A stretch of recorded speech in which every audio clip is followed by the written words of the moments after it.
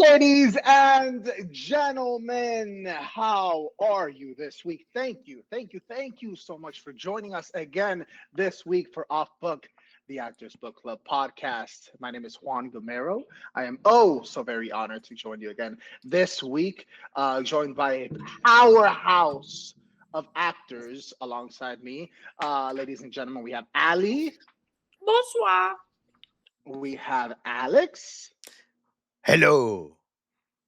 Gage. Hello. And for the first time, we have Noemi joining us as well. Hola. No, I mean, who will be playing the role of Daniela for this Oh, damn. No, hola. This week, we are continuing our read. We are in chapters Seven and eight. 7 and 8. Yes, God. Gage, take it away. Yeah, I know Aniello would be upset if we didn't mention that we're all actors.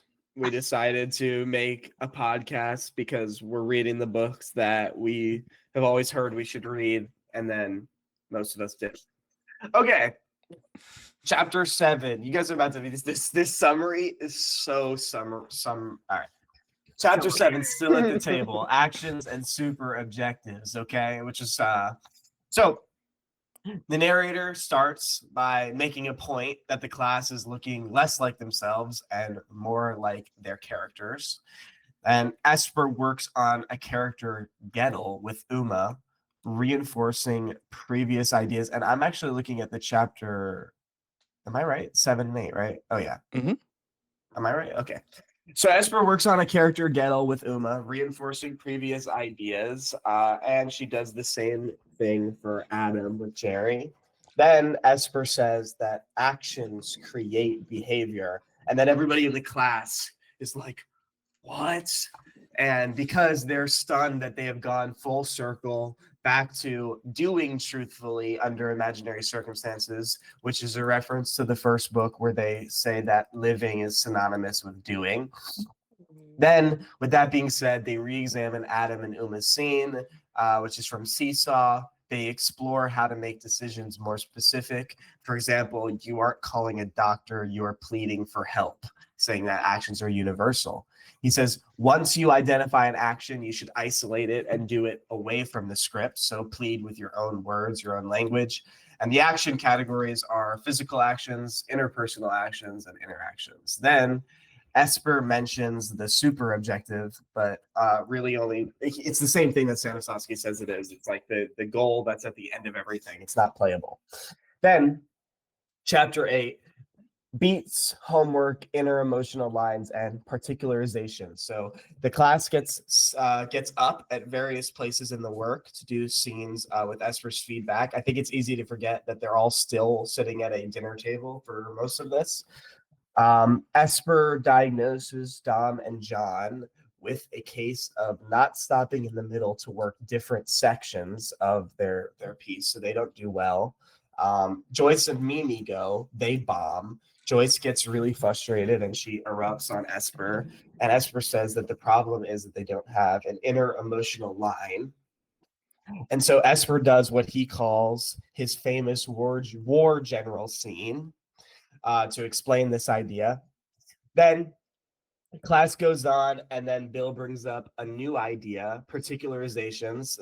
He says you use it when a part of the scene is vague and it doesn't make sense to you. He says the same in the same way that Meisner says it, which is the magic as if. He then tries to apply it to Uma and Adam's scene from Seesaw. The scenes get up on their feet, and the narrator makes a point to compliment the scenes for being awesome. At the end of her scene, Uma bursts into tears. So throughout a lot of the chapters, her talking about the role and about like the inferiority complex that the character has. And so at the end of her scene, Uma bursts into tears saying she's scared. And the implication is obvious that she's scared she'll completely lose herself in the character if she has to do it night after night. That she can't emotionally maintain herself and the character. And Bill says that the only way out of this is to have a philosophy that the actor's work is one of the strongest forces in the world. And then after Uma has her meltdown, Bill comedically says that he's satisfied and that they will need to purchase a book of nursery rhymes. And then that is it. We're done. Wow. That was a really good summary. Thank you. Thank you. It was a lot of pages this time around. Like there was Yeah. almost 45, 50 pages of discussion. I was like, some stuff didn't make the cut. Yeah, you gotta make some decisions in the editing room. Mhm. Yeah, you By the gotta way, kill the the cough, baby. the cough really adds to your old madness. I've been working on it, doing my homework. My physical impediment is that I've been from all the casting of Fireball. Emphysema, The yeah. smoke has Got been it. the smoke's been in my lungs.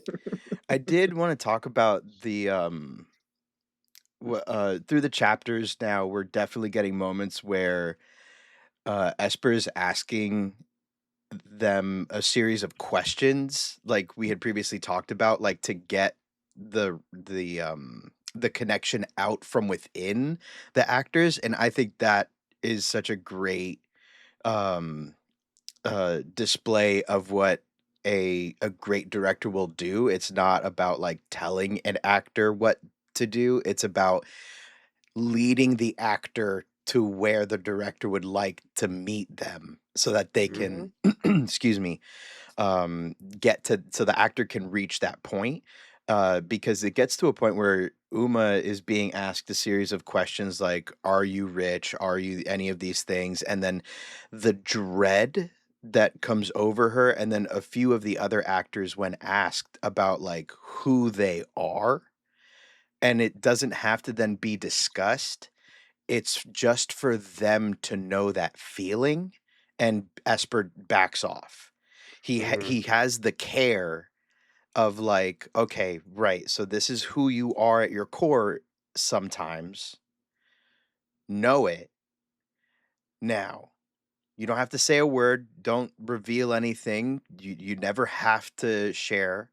And I think that was pretty eye-opening because I feel like maybe you have experienced, I know I've experienced sometimes where a director is pushing you and pushing you and pushing you, and then you end up feeling sort of, you feel sort of hurt on some level because you were pushed to a place that you preferably would not have liked to have had exposed so openly in front of maybe some of the other people around you, but it was nice to have that exposure with a mask over it still.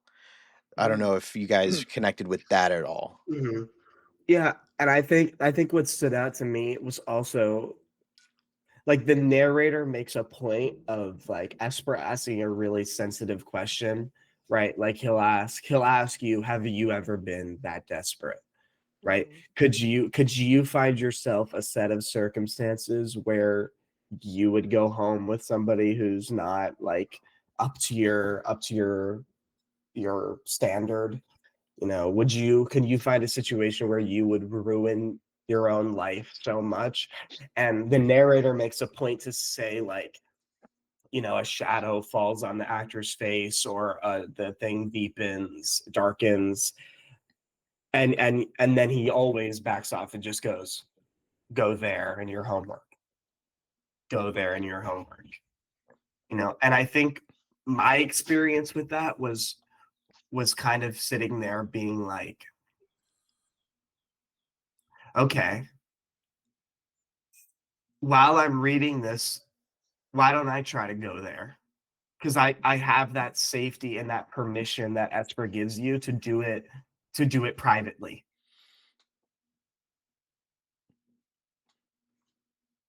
Yeah, I know, but by the time I got to that in the chapter, I I just so happened to be on the toilet. And so I was just sitting there and just weeping to myself, relating to this like feeling of inadequacy. Like it's already a tough enough job. You're putting yourself out there and saying, accept me, and then Mhm. casting directors and the like are sitting there either saying yay or nay. And Right. so like it's such a constant slog. It's like the I think we talked about it, how like it's like Sisyphus pushing up the boulder, Yeah. and it feels so, it feels so damning. and then just to allow myself in one of the most vulnerable positions we have as people, Right, on the toilet, on the taking a number toilet, 2. and then relating to a character in a book on such a deep level as a performer, and being like, you're right. Sometimes I don't feel like I'm enough. Mhm. And then like sitting in the little pity party in the Right. bathroom. And then the cool thing was that after that was a weight was lifted. And I feel like that It was happens. lifted or it was expelled. Sorry, I had to do that. It was Save it for defecated. the children. It was Allie. defecated from me. But I know that like it's so frowned upon to show emotion and cry uh for general society, but like when you have a good cry afterwards, it feels so much better. Oh my It god, feels yeah. so much better to just have it get out in that way. And so it then gave me a better uh frame of mind to then go through the information. And then what I immediately did was went right to my script for the what I'm going to be filming in a couple weeks, and I just went through and started utilizing breaking each section down, what the statement of each section is for me, and what my perception is, because I'm not talking through most of the script. I have limited dialogue, but I am the lead in the story. So like what's running through my mind in a position where I'm trying to just survive. And so it was great to have this emotional weight be expelled, defecated, if you will, for Allie's sake. Mhm. And then have the clarity to go, okay, cool. That now inspires me to go into this work. And that was just so fun. Yeah, you know what? I Alex, it's a little shocking how similar of an experience we had reading these chapters. So, yesterday, so I did the reading yesterday at 10 o'clock at night, I think. Um, and I was that day, over the matter of 2 hours, I got 3 auditions, all for movies. Yay. Okay. And so fireball.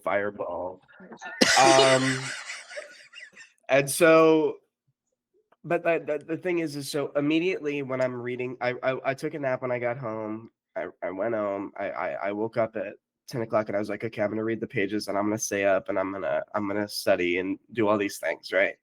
And I read the pages, and then I immediately applied the action stuff to the scripts, right? Immediately going through it and being like, because what Esper has really done for me over the course of these 2 books is he's provided something that none of the other books have for me, and that has got my understanding of acting to be more three-dimensional, right?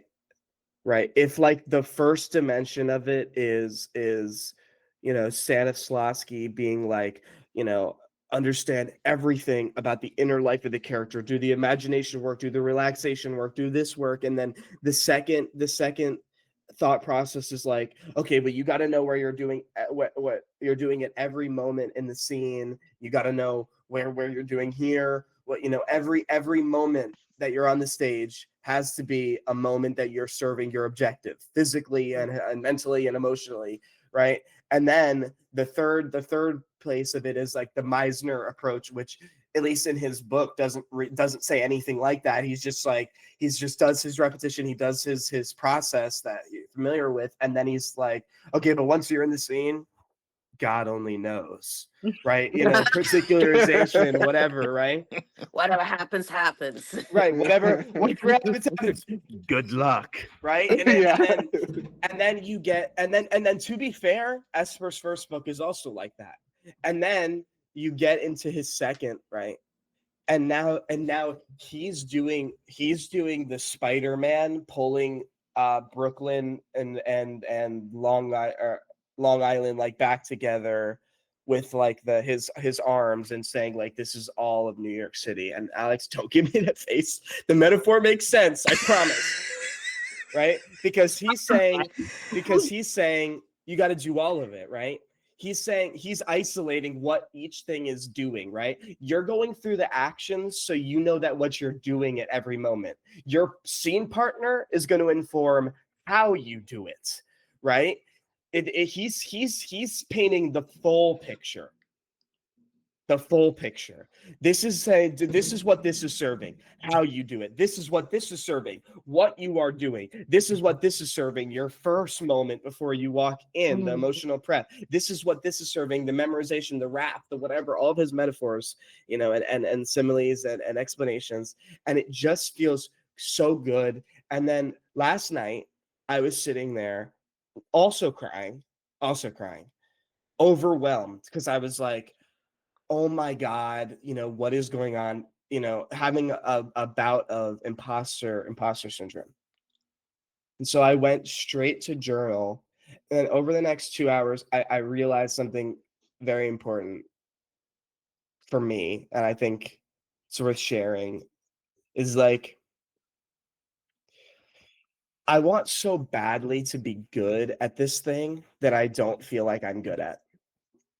And it's deeper than I want to be good because of my I'm avenging my grandparents but through theater, and it's deeper than I want to be good because every human being wants to be good. It's like it's deeper than I want to be good because I want to have an impact and I want people to notice if I'm gone. Ali, you better be crying. That better be why that camera went off. For anyone listening, Ali has stepped away for a moment. Yeah, for my audio listeners, the audio listeners, I'm also a wizard. That's why I keep saying fireball. And so anyway, the point is at the end of the whole monologue, just to keep it to wrap it up, I basically realized this. I gotta do things and become good at my way of doing things. It can't be dependent on what other people are saying. It can't be. Agreed. It can't be dependent on what Esper measures as a good actor, or what Meisner measures as a good actor, or what Stanislavski measures as a good actor, or Hagen, or whatever acting teacher I'm in, or whatever student I'm trying to appeal to. It's got to be done my way.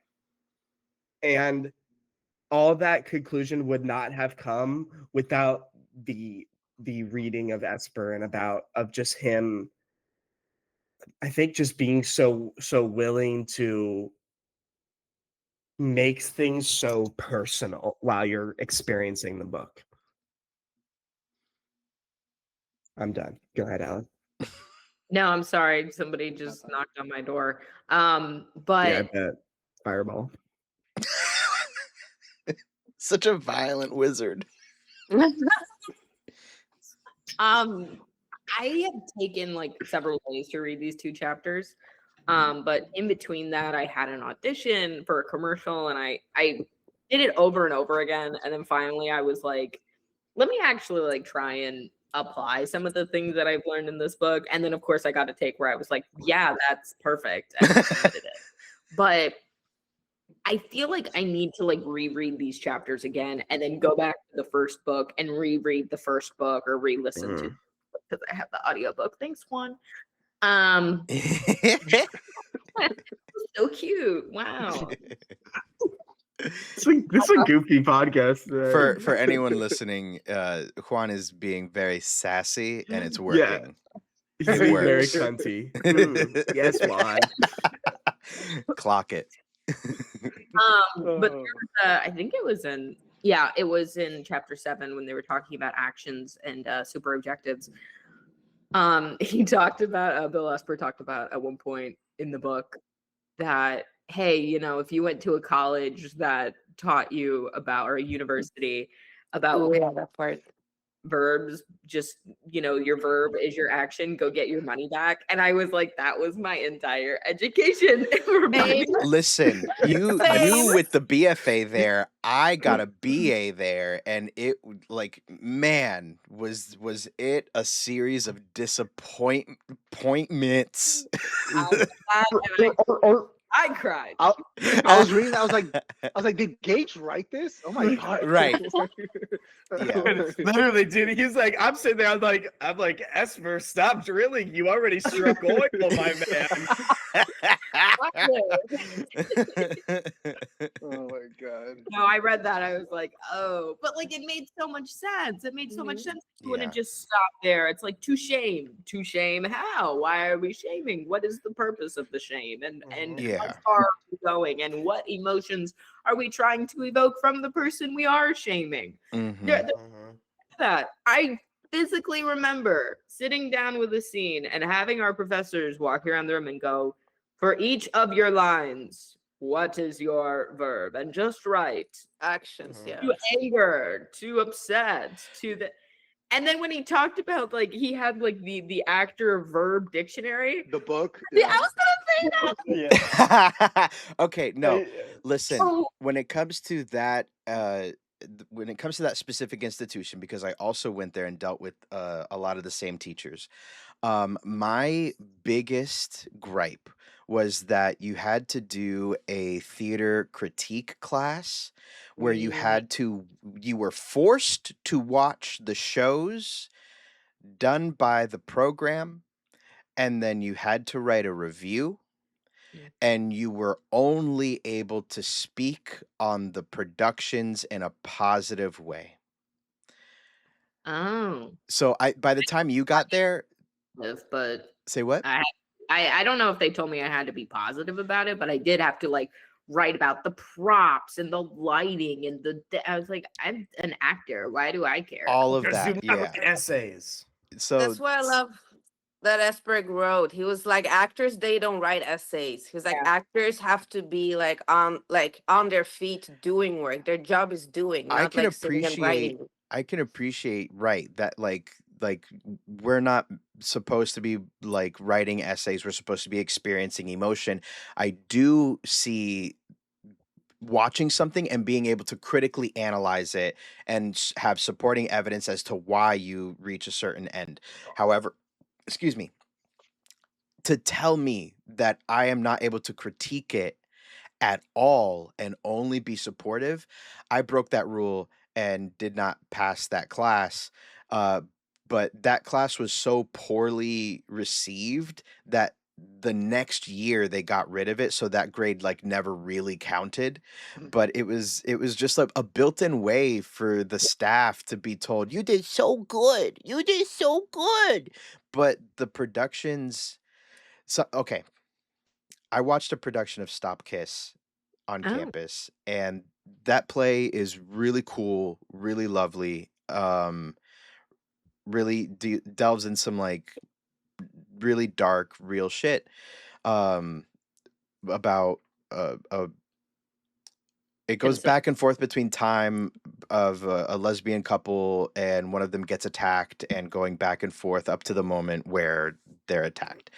Um, the one woman who gets attacked in this production, um the detective like grabs the victim and shakes her, and like she has broken ribs, is not able to move very much, but like this idea of like, oh, we're gonna really show how the system does not and I was like, that is antithetical to how you handle this stuff, and like it broke the reality so hard.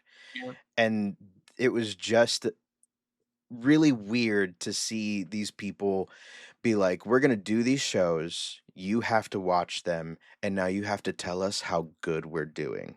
Mhm. Also, we're going to give you bastardized versions of actual things that you can learn from. Absolutely wild to me. So like I 100% support Esper in this idea of like, if you were told this shit, sorry, you were led very astray. But that's a whole other conversation about the education limitations, because you have 50 minutes a time, 2 to 3 times a week, depending, and it makes it really difficult. Right. I just have one. I know Juan had his hand up, so there's one quote that summed this whole bit up to me that I loved so much. When he said it, I started kicking my feet up in the air and like having a pillow fight. I was so happy. He says, all verbs can be good for objectives, but the difference is just a simple question. If I say I want to shame the other person and I have to ask, how will I achieve that? Then what I'm doing is an objective and not an action, Mm-hmm. right? Whereas to scold is universal, right? To is something I can do. To plead is something I can do. To beg is something I can do. There's no achieve. To show somebody love, objective. You can't do that. I can hug somebody, I can mimic them, I can do all these things. I just thought that was incredible. Mm-hmm. Yeah.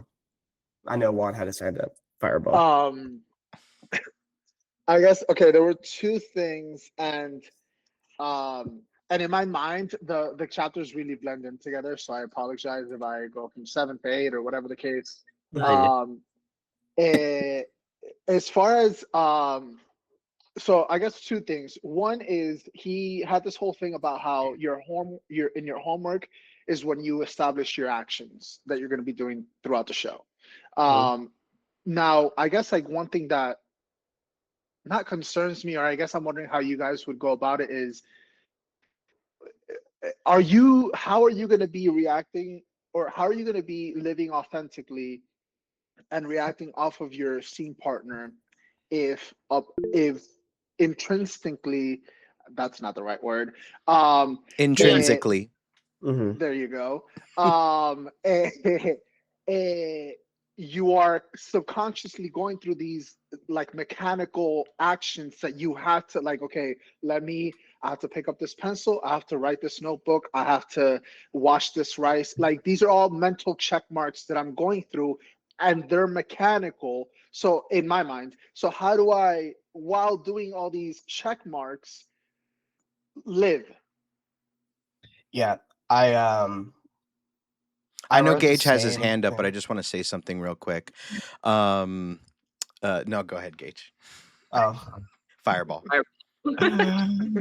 Oh, Expelliarmus. And My water sloppiness. bottle. Incendio. And internal bleeding. Okay, now The ulcers broke. So I wrote the same. I wrote damn near the same thing in my notes. I wrote, how can I improvise then? How can I improvise then if I basically have an action script? And you know what I'm reminded of? Because this whole chapter is so entrained like in Stanislavski. So I am reminded of when he's doing the metaphor about the turkey. He actually references it in the books, right? The turkey, and you break it up into smaller pieces, blah, blah, blah. But what he doesn't mention by bit. in that, yeah, bit by bit, beat Beat by beat. by That was a beat. fun story. That was Beat funny. by beat. That was Yeah. funny. Do you think Yeah. it's true? Of Yeah. course. Yeah. I believe anything. wouldn't be Esther I surprised. believe that a Russian came over here trying to teach English by beat. performers, and Mhm. then Beat by beat. they wrote the wrong thing because they were like, yes, beat by beat. That's so wise. Beats by beat.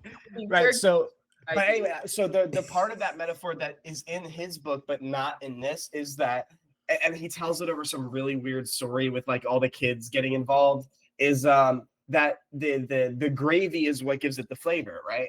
And the gravy in Stanislavski calls it the what if, right? What if it was this? What if it was that? But honestly, fuck that. I think it's more helpful to be like with Esper, and the gravy is what your partner's giving you, right? So you still got to do the things you got to do, right? Like if I come home and I gotta put the groceries away, you know, I still got to put the groceries away regardless. But if I walk in the door and my mom is like, motherfucker, kill everybody, nobody ever does anything in this fucking house, then I'm gonna be like, I'm gonna put those groceries away before she even sees them, right? I'm still doing the same thing, but it's motivated differently because I'm working off what my partner's giving me. And that's what I meant when I said, like, 3D, like my third eye opened because I wrote the same thing, and then I was like, ooh, and then my mind's eye expanded. Alex? Uh, I like that. also the idea of like making it using particularization, like the Mhm. idea of your example, like like writing a check to uh to pay off a ticket you got. The emotion behind that is different than writing a love note to your girlfriend who's in the class that comes in after you and you sit at the same desk. Mhm. Like the emotional Aw. life that lives behind it is so different. So you approach and that is part of the homework that you do at home that you then bring to a rehearsal and explore of like, okay, my character, is he pissed about having to write this? Is he making sure to remind himself or herself? Back to Allie when I was doing this in I Why think you episode 1, she stuck her middle finger up, and so I'm that's directed right to Allie. Internal bleeding. Internal bleeding. Another ulcer. please? Hangnail. No, no, no, no. Not the Please hangnail. Mercy. Anything but the hand. But that kind of thing of like using particularization to then layer on top of an improvisation of a physical action is what I'm trying to use to better inform what's going on with a character in a moment, because um whatever it is that ignites your synapses is going to change from each one of us to anyone that is trying to explore a character. So like uh yeah, it doesn't need to be explained any further. Those are your thoughts. Those were good thoughts. Thanks. Whoa, and Allie, good job. Are you practicing for your class? I Good am. job. Good job, kids. Come on, So guys. good. Yeah. I've got No, to be like under 10% energy the entire time because they're children and they're used to Mhm. 2-second clip, change, change, change. So I'm going to have to, and also Mr. Beast. So maybe if I just Oh like, my god. the join Mr. the skit. Beastification of teaching, yeah, it's gonna be great. What is up, guys? Today we're doing practical. I have Yeah. $10 million. Whoever can get an A on their exam. God. Trust But me, I did want to hear $10 from million. I did want to hear from Yeah. Noemi how Mhm. what's been your experience reading the book, because you're new here, and we want to make sure that you're actively participating and not just a viewer for the audience to view. Mhm. No Mhm. pressure, no pressure.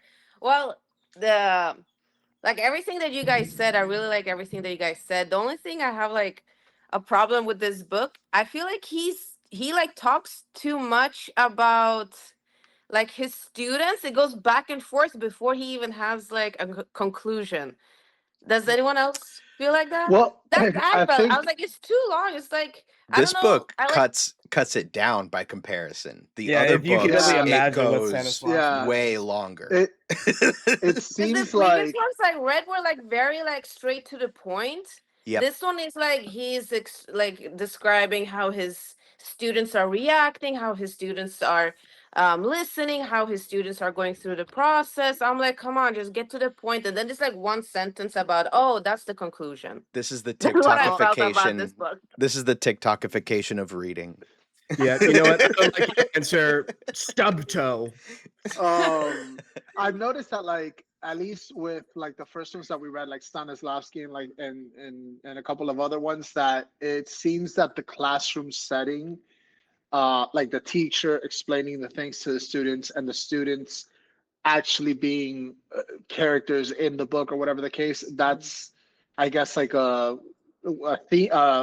frame, or what's the word I'm The trying to find? constant thread. Common thread, A yeah. constant, yeah, in some of these acting books.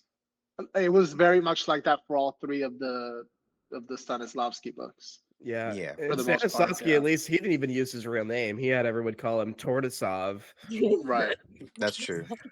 Yeah. Yeah. So yeah, like that's just part of the way it's being presented, like in a narrative, like a classical story. So you're watching people's reactions and stuff. Mhm. Unfortunately, sometimes you just got to wade through what could be considered bullshit. Yeah. What I'm trying to Mhm. do though is like, excuse me, parse out what's actually like feasible or like what I'm connecting with Yeah. in those narrative moments so that it's not just a slog, but I have the benefit of having read through the longest slogs, which is 100-year-old Russian Bro. Yeah. Yeah. ideology translated into English, and now Esper is a breath of fresh air by I know. comparison I know. It's because like Yeah. a breeze. it's Mhm. so quick to read. I read both of these chapters on Friday really quickly and was like, wow, what beautiful chapters. Yeah. Yeah, it was a comic book Stanislavski, I had compared to take a to. walk He after I was read his chapters. I had to take a walk and digest what I was reading. You're like, wow, he's right. Yeah. What's up, Allie?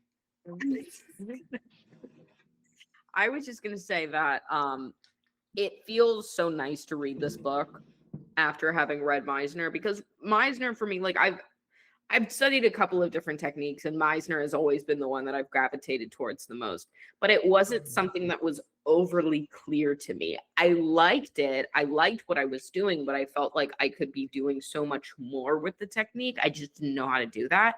And so to read this book and see how Esper goes deeper into it, and at the beginning of the book where he's like, if you're taking a Meisner class and they're not teaching you at least some of their own like spin of the technique, then they're not really teaching you anything. They're just kind of regurgitating information at you. Mhm.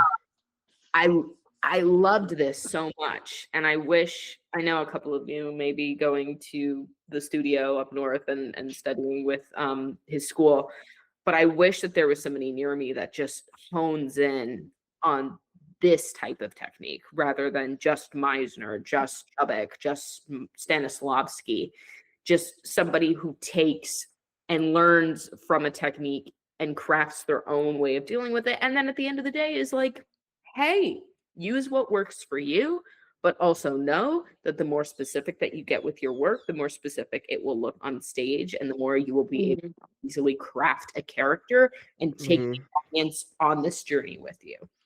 Right. Yep. I think that same thought kind of came up in my pontifications after reading the chapter, but it was more just of the fact that like uh, coming from this perspective, and this is going to be maybe a controversial like opinion that I have, but I think if you're going to take classes, like I genuinely believe that you don't need to take classes to be a fantastic actor. Yeah. You don't need to. You don't need to go to university. You don't need to subscribe to one specific school of thought. You don't need to. You don't need to do any of that. And a question I got asked the other day by some, I was like reciting some Meisner text or whatever, and nerding out. And then somebody asked me like, "Do you genuinely think that everybody in Hollywood could do this? Could recite the same information?" And the answer is definitively 100% no. Right? I know Russell Crowe can't, because after he wins his Oscar for Gladiator, he's up there. He's like, "I've never took an acting class a day in my life. I'll just get up there and I'll just yell and scream, and they'll say I'm good." Right? And so it's all like poignant to say, and it's kind of like my point in the beginning. It's like you got to take the class because you want to, Mhm. because you want something out of it, right? Not because you think it's going to make you good or a better actor or a whatever, right? You got to take the class because it's serving something for you. Maybe a knowledge gap, maybe a toolbox, maybe you want to be more skilled, maybe you like the way they think about it. You can't take it with the idea of like, "Fuck, I've got to take this class because I've got to take it so I can be good. I've got to go to Esper Studio in New York so I can be good. I've got to be 10 years under Meisner so that I can be good." No. You got to if you want to be good, you got to figure out what that means to you. Yeah. Yep. You know what I'm saying? That's exactly, at this point, I'm not taking classes to be a better actor. I'm taking classes to better connect with myself Mhm. and who Mhm. I am and how I perceive different things, because we are not, luckily, we are not going through every single situation, every character that we may end up playing, because that Mhm. is a lot. That's, not all of Mhm. us are Odysseus, Mhm. being thrown from island to island for years and trying to get back home. But um you know what? On a side random tangent, because I am reading the Odyssey right now. But it's You cut out for a interesting. second, Wait, Alex. You cut out yeah. for a second. Oh, okay. So I am currently reading the Odyssey.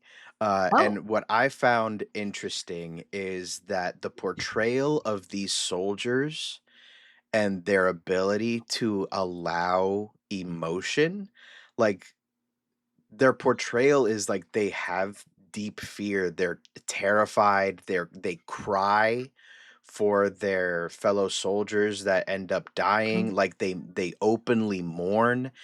And it's so interesting that um these same ideas have been so bastardized now that, like, it's like, oh, you're not allowed to show any emotion. Thank you for the Mhm. 4-minute warning, Allie. Thank you. Yeah, Yes. that's Naomi's job. That's in yellow. I think I also um put the hex of bad internet connection on you, Alex. I think. that's Let me fair. just That's fair. take that off.